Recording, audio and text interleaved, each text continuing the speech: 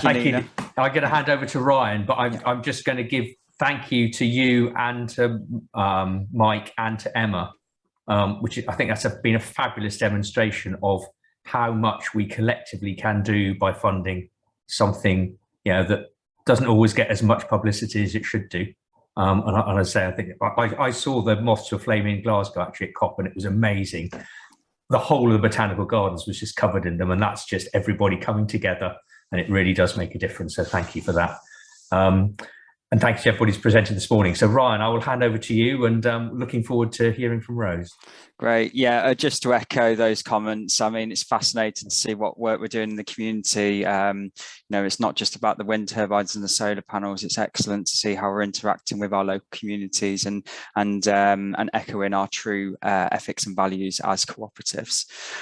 So it's now time for our guest speaker. We're really excited, and we'd like to offer a warm welcome to Rose Marley from Co-ops UK.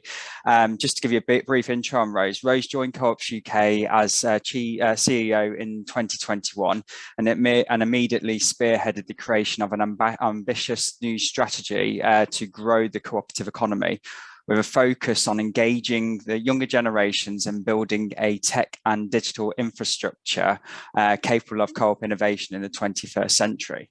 So without further ado, because we've run slightly over, I'm going to hand over to Rose, and who's got an exciting talk planned for us. Thank you very much for that, Ryan and Nina, and really great to see so many of you here this morning on a Saturday morning. It's fantastic to see how many of the members are engaged, because indeed that is what this is all about, people coming together and making a real difference. So I'm just going to whiz through what it is that Cooperatives UK is and does, because as a member of Cooperatives UK, it's the co-op themselves, but I think it's really important that you as members of the co-op understand exactly what it is that we're here to do and how you can engage with us as well going forward. And then I'm going to leave some time for questions, and then Ryan and Tom also sent me a bunch of things that they wanted me to cover off, so I'm going to talk through those as we go, but I'll make sure I leave plenty of time for questions. So hopefully I'm just sharing my screen. Hopefully this is working. Let's see. Can I get a thumbs up? Who can I see? I can see you, Ryan. Give me a thumbs that's up. all good.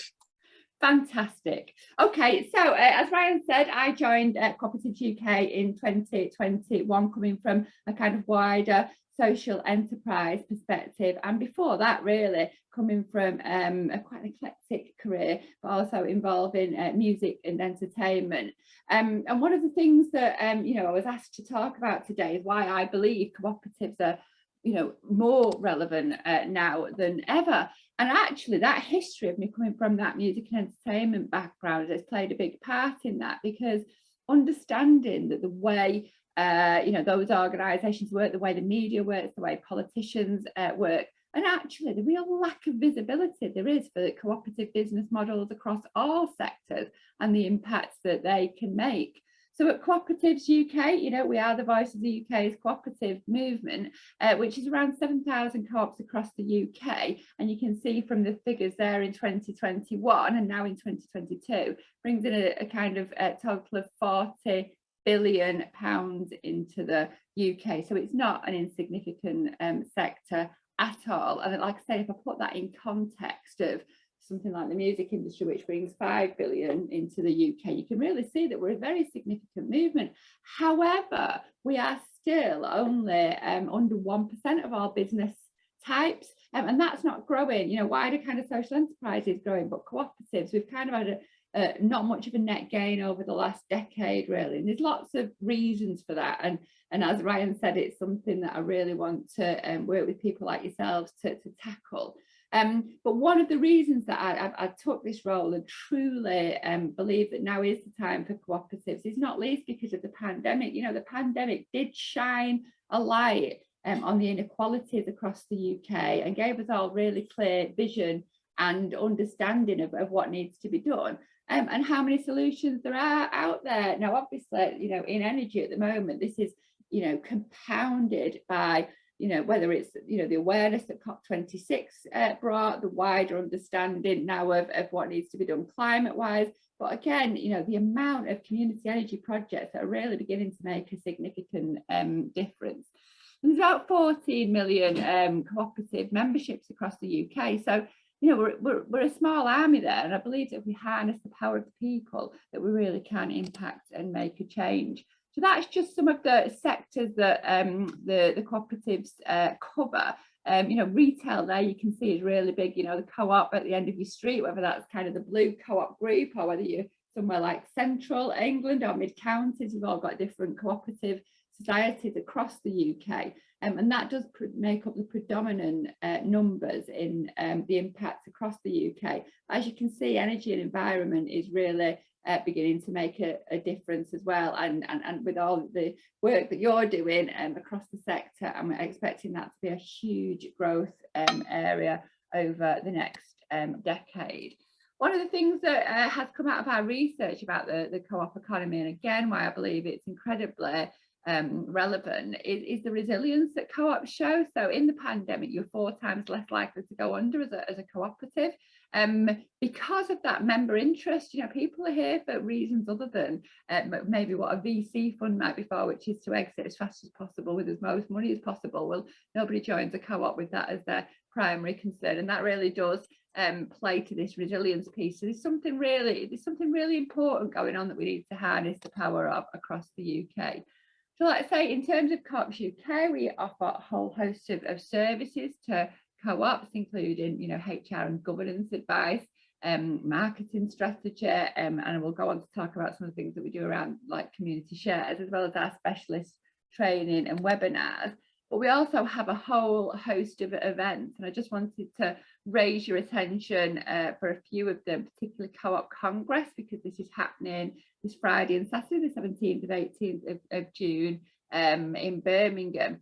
Now and I'll come back to the youth summit, but the Co-op Congress, now there is still opportunity for you to come along in person, but what I will do, and what Ryan will go on to share with you, is how you can book onto free online places, free tickets which have been sponsored by the Cooperative Bank, and that's about you as members of the co-op being able to engage with the wider cooperative movement. And we've got some incredible speakers across the piece for Friday and Saturday. It's just the main room that is in fact being broadcast. And the reason I was commenting on this in particular with regards to one of the questions that I was asked about engaging young people, well, you can see Jess Phillips there as one of the speakers, and I think it's 3 o'clock on Friday. We've got a session with Jess and the editor of The Big Issue, Paul McNamee, and some young people. What are the big issues for young people? Now,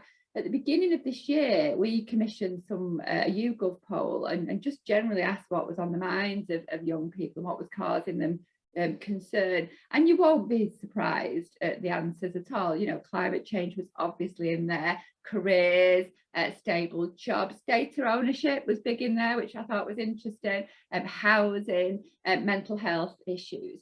And what was really enlightening though about that piece of work was the lack of visibility. Every single problem that was cited, there was a co-op solution for, you know, and often a really strong co-op solution for. But then when you ask young people, could they name a co-op, it was less than 50% that could name any co-op at all. So there's something really going wrong there in terms of the engagement of our younger generation, because we are that beacon of hope, you know, as I'm sure you're aware, you know, mental health and anxieties. You know, if you can give people ways of taking control, like joining Westmill, you know, and actively being able to do something about the problems that are on your mind, it really does improve mental health. So we've got a big focus there on young people starting to come through. We've got on the Saturday, again, you can join these online, the Climate and Ecological Bill, and we've got Dr. George McGavin, who is at BBC and Discovery Channel talking through the science, and then we're working with 0 Hour in terms of affecting change and lobbying hard for that climate and ecology bill. And then we've got a session that Mid-Counties Cooperative will also feature in along the lines of carbon co-op as well, to see what people can practically do and what co-ops are doing to tackle some of these agenda issues. That's the reason I've commented on Congress as well. Now, sadly, it's an in-person event, the one I'm going to talk about, so you would have to come along. But like I say, we can. We've got bursaries and all sorts, if that's something you wanted to be able to get to, because I'm completely aware of how everyone's struggling with the rising costs of living as well at the moment. But the FCA are there, and the FCA are doing a session actually about the rural amends, this time on Community Benefit Society, and they want to hear, you know, so I've just heard you talking there about some of the challenges around the FCA, which I'm sure we'll get into in the questions. But we do have a good relationship with the FCA, and there are opportunities to influence those conversations.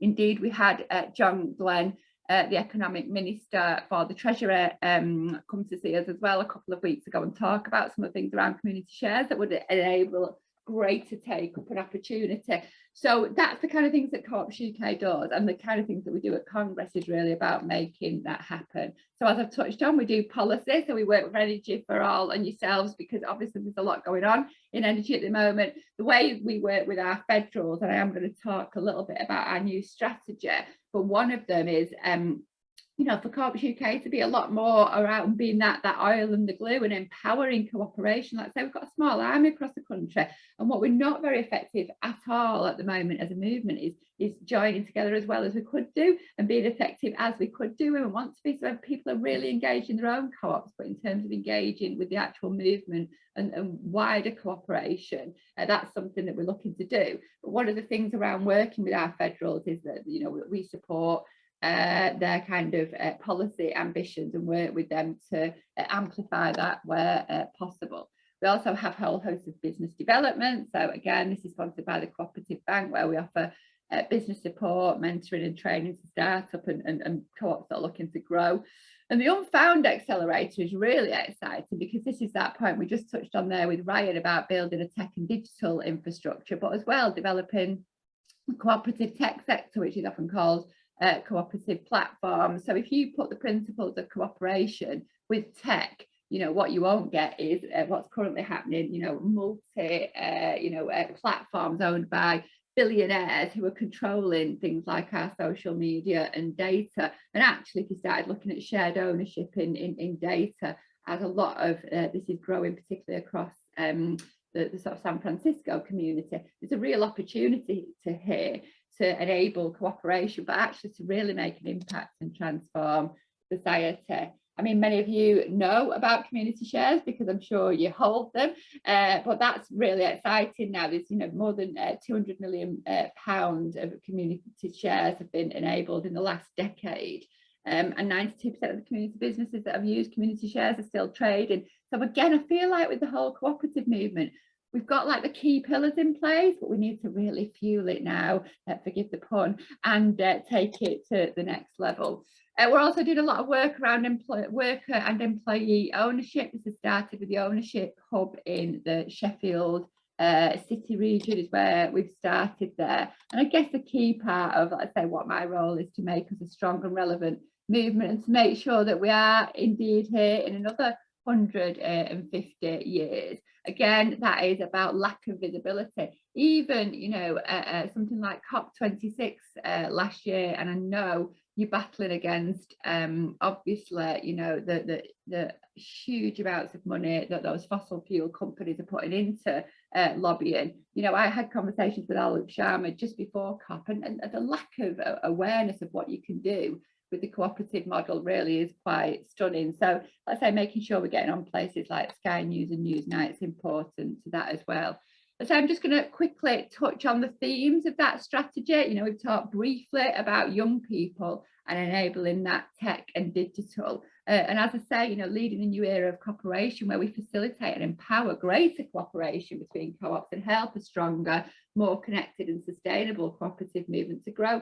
You know, that's not just about the tech and digital, that's about the comms and people working together more effectively. I think it's fair to say we're not more than the sum of our parts at the moment, even though everybody has that ambition. I believe it's Cooperatives UK to put the infrastructure in place to enable and empower that. And embedding the values and principles, you know, it's interesting you talk about the FCA and the society rules, and obviously company law also, you know, as a co-op, you can be any form of legal structure whatsoever, apart from a sole trader. That would make no sense whatsoever. But you can be any form of legal structure as a cooperative, which is a challenge because it can be really complex starting a co-op, trying to work your way through that. But it's also the beauty and the opportunity, because the real truth is, you know, whatever you want your organisation to do, it can be enabled through a cooperative model. And actually, if you took that one step further and you embedded the values and principles in all businesses, then we really would be transforming society. So this is about us kind of making sure that where, you know, constitutionally you might have an organisation that's not constitutionally a co-op yet, but we're starting to recognise that there are people on the journey, and it's a good thing when people are working cooperatively together, and we should allow them into that fold and help them to achieve that. There's some really exciting things going on with multi-stakeholder co-ops, where the public bodies and businesses are forming co-ops together for greater ends, like, for example, the digital divide. The cooperative infrastructure network is doing some stunning stuff with public bodies and tech and communications companies to work together for that greater end. And again, inspiring communities, you know, reaching the right people with the right messages and the support they need. What I observed when I came into this movement is a lot of language, and we kind of we want to be open and engaging with everyone, but sometimes we don't realise that actually we're allowing people to rule themselves out too easily by making things sound more complex than they necessarily need to be.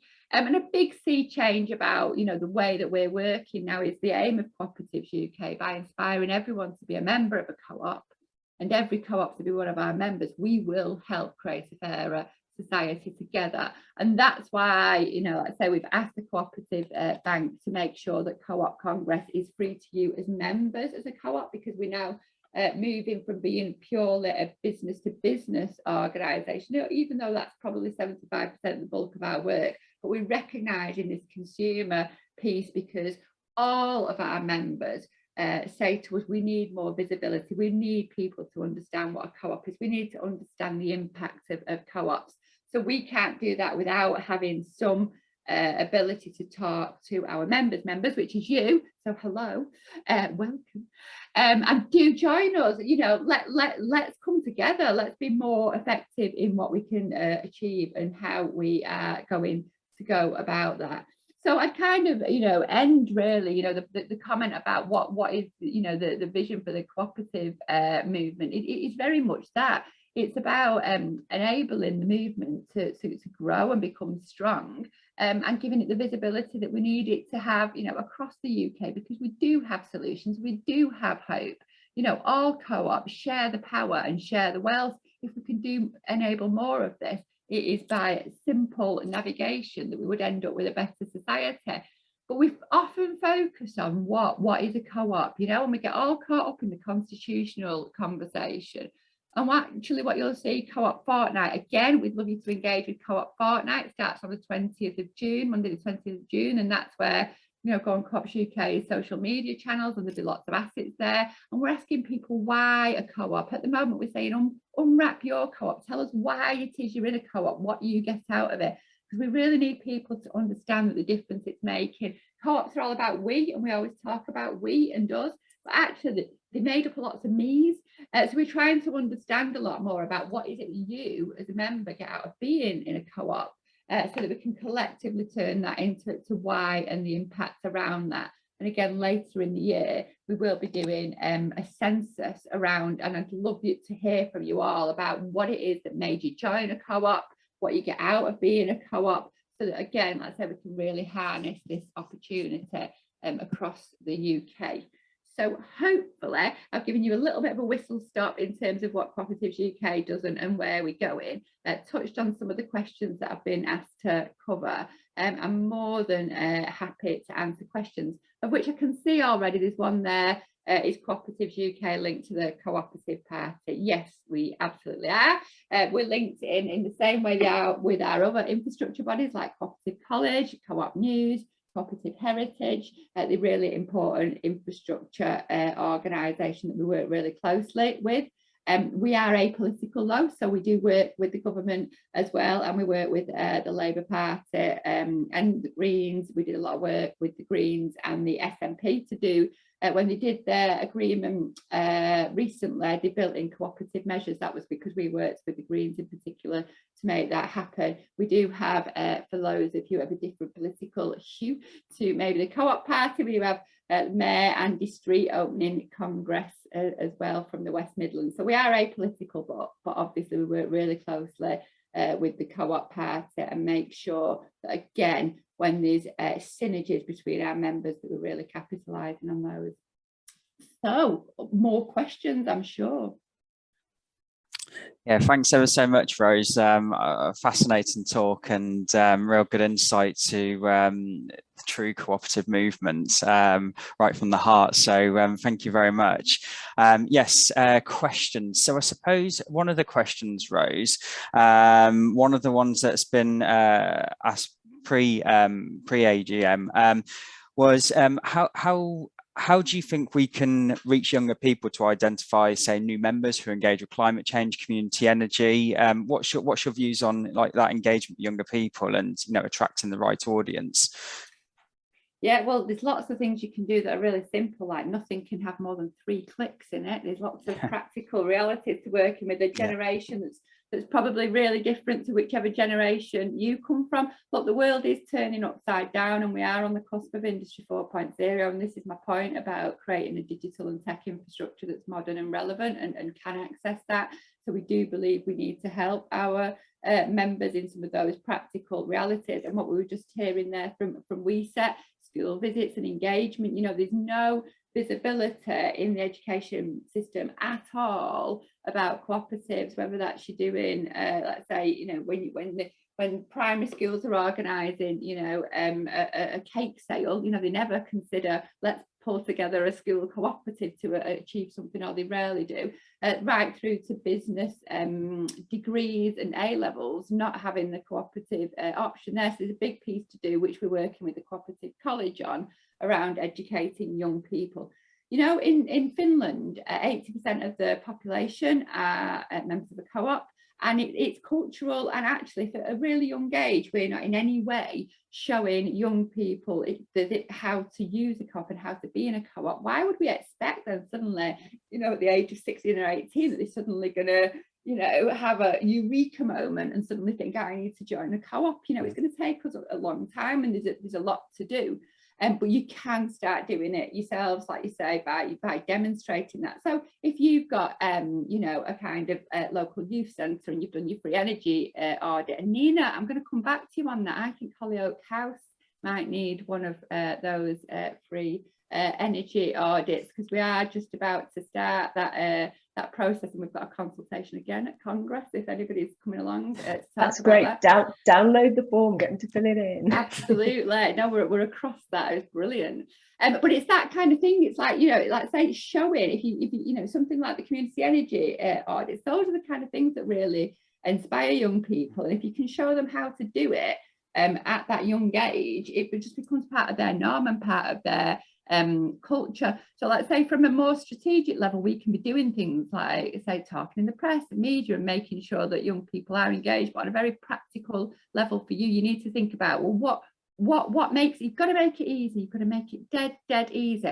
My 14-year-old the other day told me that they've never ever listened to a voicemail that I've left on the phone ever, which kind of answers quite a few things in my house. But when I was drilling into why, and I was like, what are you talking about? You're always leaving me voice messages. And the answer was literally, yeah, I just pressed play on that. What, you want me to go into a menu and then choose a button and then select? And it was a genuine aghast response at what you need to do to listen to a voicemail compared to a voice note on WhatsApp. Yeah. We can get exasperated all day long about it, or we can just deal with it and engage with it. That's my key point. Make it really easy for people not to rule themselves out. So my biggest point would be, whatever you're doing, make sure that it's relevant to that style and way of working. Don't ask them to pick up the phone and make a phone call ever, you know. And like I say, we can get exasperated about these things, or we can just understand that we've got a generation that's been brought up in a very different world, and we need to work out how to engage with them. They don't need to work out how to engage with us. They're quite happy. Thank you very much. Yeah, no, thanks, Rose. That's yeah, no, I think that answers that really well. Another question that's come in, which once again pre-AGM was, how do you think co-ops like ourselves should be supporting vulnerable customers? Obviously, being a community energy group, there's lots of community energy groups out there supporting with energy saving advice, actually doing grants for to help people with their energy bills, retrofitting their homes and stuff like that. So, I mean, how would you, as Chief Executive Coach UK, expect co-ops of our sort of nature to be dealing with the communities we're working in, the vulnerable customers, you know, that are in our communities?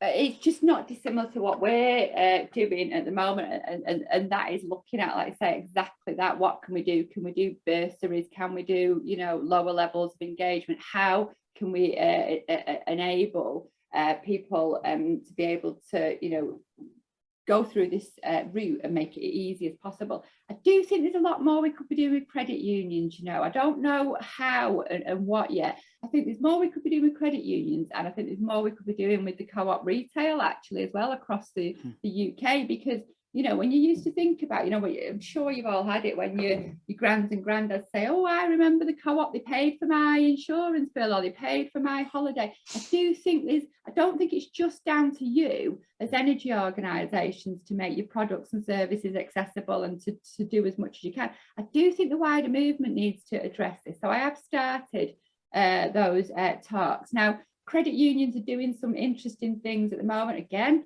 at Congress, you'll be able to try out some e-scooters, for example, alongside mid-counties who've done a deal with co-op credit unions to enable you to be able to get those on a kind of payment plan. They're also doing salary sacrifice around electronic vehicles. But it's that kind of thing where I just think there's a bit more that the wider movement could be doing around, you know, that original idea of the dividend making a real difference in people's pockets. That's not my gift, unfortunately, because I'll just do that tomorrow if I could do that across retail. I am pushing, you know, organisations to think a bit more about how it's not just the community energy organisations and co-ops problem. It's all our problem to deal with those vulnerable customers and offer help. I think, like I say, what's being done at the moment in terms of assessing your individual products and services is the only thing you can do in terms of making sure that it is anything you can do is helping at the moment. It really, really is. Okay, thank you. And just one final question, Rose. I think over the last couple of years, West Solent Solar Co-operative, well, that's who they were at the time, were advised by the FCA to remove their cooperative status because they were defined to not be a bona fide cooperative. It'd be really interesting to understand from your perspective what you define as a bona fide cooperative and how community energy groups like ourselves can potentially avoid a situation like West Solent Solar have found themselves in. Yeah, and I don't get overly concerned about this. I've said this to you before, Ryan. You know, when people are coming together and working cooperatively, you know, in the broadest sense of terms, you know, we will recognise that at Cooperatives UK, in whatever structure we need to recognise that. And people have long histories of preferring to be a society or preferring to operate under company law or society law. And like I said, we consider them all valid constitutions. But I would say that my experience of FCA, and yeah, it's not, you know, whatever government's in power obviously makes a difference to how much you can do. But my experience of the FCA and the Treasury is that they do want to, you know, enable. So let's say when you spend time with FCA and doing things like making sure you're engaged when they're looking at the CBS rules and what, you know, they want to hear. The FCA do not want to be in a bubble. So if you have considerable concerns, and again, Ryan, all organisations can work with us. We write to them regularly, we comment to them regularly. So there's specific things where you can see something happening that we might need to jump in and intercept and demonstrate and influence.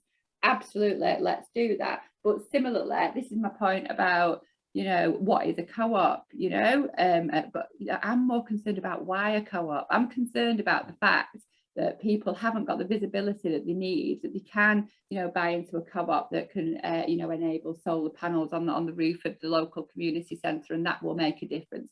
Actually, that's the important bit. So let's say we'll always keep talking to you, and we'll always, support you in these efforts around the FCA.